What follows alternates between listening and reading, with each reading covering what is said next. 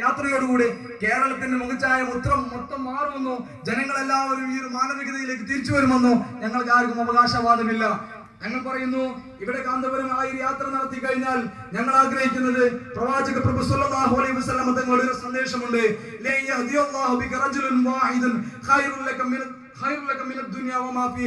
ഓ മോനെ, നിന്റെ ഇസ്ലാമിന്റെ പരിശുദ്ധമായ ആശയവുമായി നീ സമൂഹമധ്യേ ഇറങ്ങി തിരിച്ചാൽ അവിടെ തിന്മകളുടെ ഉപാസകരായി ഈ ദൈനംദിന ജീവിതം കഴിച്ചു കൂട്ടുന്ന ഒരു ചെറുപ്പക്കാരൻ നന്മയിലേക്ക് വഴി നടന്നാൽ, ഒരു ചെറുപ്പക്കാരൻ, ഒരു മനുഷ്യപ്പറ്റുള്ള ഒരു മനുഷ്യ സ്നേഹി, ഒരു കുടുംബം അതിലൂടെ മാറിക്കഴിഞ്ഞാൽ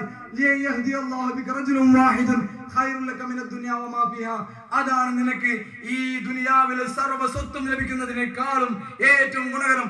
ഒരുത്തൻ ഈ വഴിയിലെ നന്മയുടെ വഴിയെ കടന്നു വരലാണ് എന്നുള്ള പ്രവാചക അധ്യാപനത്തിന്റെ പ്രഖ്യാപനത്തിന്റെ സാക്ഷാത്കാരം എന്നോണം അതിന്റെ ആ സാക്ഷാത്കാരത്തിന് വേണ്ടിയുള്ള അഹോരാത്ര പരിശ്രമത്തിന്റെ ഭാഗമായിട്ടാണ് കാന്തപുരം കേരള യാത്ര നടത്തുന്നത്.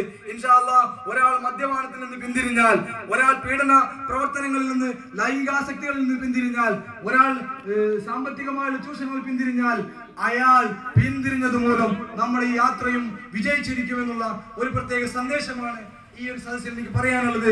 നമ്മുടെ സൗഹൃദപൂർവമായ ഒരു ചർച്ചയിലേക്ക് ഈ വിശിഷ്ടാതികളൊക്കെ ഞാൻ ക്ഷണിച്ചുകൊണ്ട് ഇവിടെ ഞാൻ തൽക്കാലം എന്റെ വിഷയാവതരണം